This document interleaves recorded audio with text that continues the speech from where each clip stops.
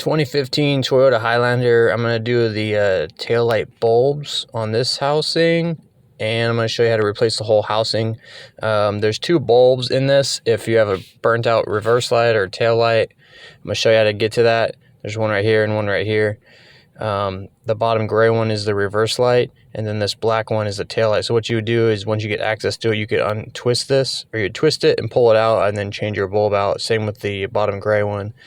So let's open this up.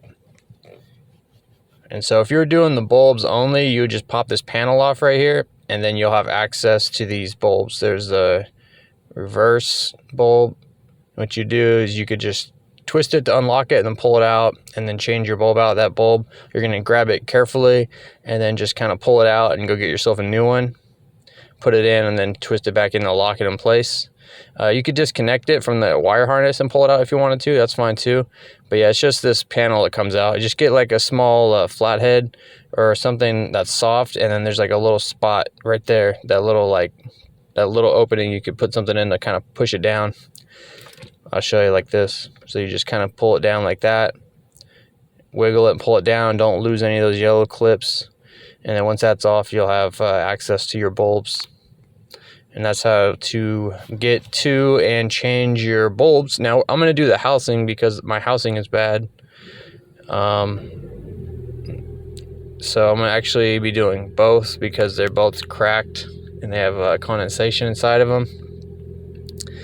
And I'm just going to show you how to do the right side, really. So first we're going to lift this up.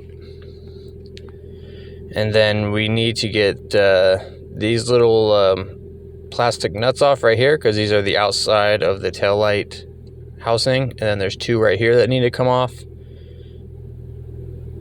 And then there's also this guy right here that needs to come out. So 10 millimeter, just get this guy. There's one in here. If you're doing the whole housing, it's kind of a lot of stuff. This little clip has to come out. So once you get those off, you can have access to those black nuts right there. And you can just kind of move this trim piece out of the way. It's like a seal trim. And then get these out of the way. I got to use a wrench on this one. All right, so I got those two off. Now that side of the housing is unbolted. So this has to come off, which it's held in by clips that just kind of hold it in place. You could pull this out if you want to try to kind of see what's going on in there. Just undo this just like we did the other one in the beginning of the video. You don't have to remove this to remove this whole black panel. I'm just going to remove this so you just kind of see what's going on in there. Again, don't lose these yellow clips. So, like I mentioned, these are the bulbs, but then the actual nut that holds the taillight lens on is over here. So that's why this panel has to come off.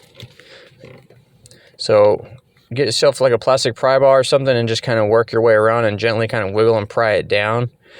Something you'll need to be aware of is don't lose these clips. Sometimes they'll pop off, and then it has these black hooks, these plastic like hooks. You got to push those inwards towards the front of the car and then push this down. So I already got this side off. You know, a lot of guys will just like rage rip this thing off and they'll break those hooks. So just be aware of that. You got to push these forward and then pull this down, and then they'll come out. This is probably the hardest part of the job, getting this panel off. Taking these off helps. Pull these little panels off. Same thing. You just kind of, these are held in by little connectors. You just kind of wiggle and pull these off. Try not to bend them or break them. These come off like that. You set these aside. Now once these are off, the black big panel can just kind of have more room to come out.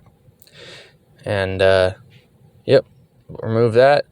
Like I said, try not to lose any of the pieces. Again, this is probably the most annoying part of the whole job, is getting that off. So if you get past that, then you're probably good. So now I'm just going to go ahead and disconnect these wire connectors. There's a little button you push with your thumb, and then you can just pull these off.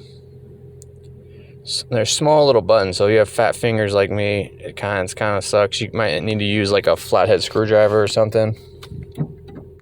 And this hole is where our nut is that holds the other part of the housing on. You want to get a 10 millimeter, probably a deep socket with an extension, and just get that, try not to drop the nut.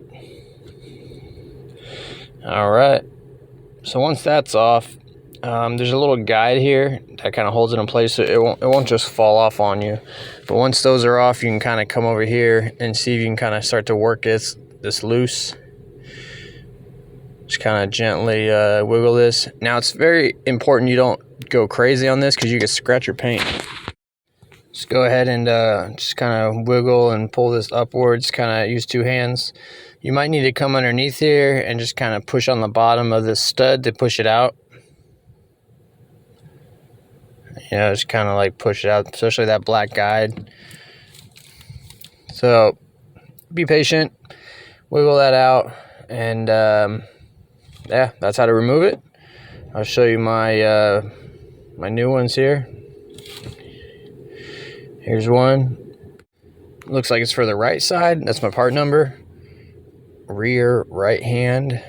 And then this one is for the left side. It says rear left hand, and that's my part number. All right, so I'll go ahead and put this in. It comes with bulbs and the sockets already. So this will just kind of go into place. Just very carefully lower this into place. Like that. And then once you get everything lined up, you can kind of push this in. It won't get perfectly flush with it because you'll have to tighten it down for it to get perfectly flush. But just try to get the studs in, and then you could just kind of hand tighten everything. And then once everything's hand tightened, you could just tighten everything down. Let's go ahead and get up here and get this nut on here. All right, we'll tighten this down like that, like that. And then this one that I needed my my wrench for. Plug these wire harnesses into our new connectors.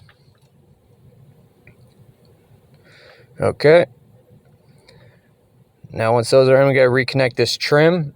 So it was the two 10 millimeters, the clip, and then the 10 millimeter over here.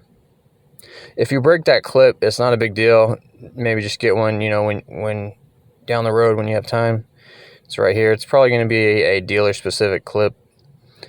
All right, so put this guy on first, and then put these side ones on. The big one on top, it just clips into place. You put those hooks in first, and then you push it all into place.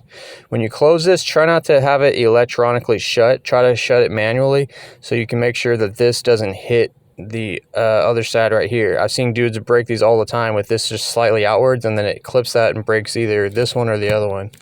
So just go real slow when you're coming down. Make sure it has plenty of room, and that's how to replace it. Test it out, have someone stand on the brake pedal, and that's it, guys. So hopefully this video helped you out. Thanks for watching. Any additional information in the comments is appreciated. I'll see you next video.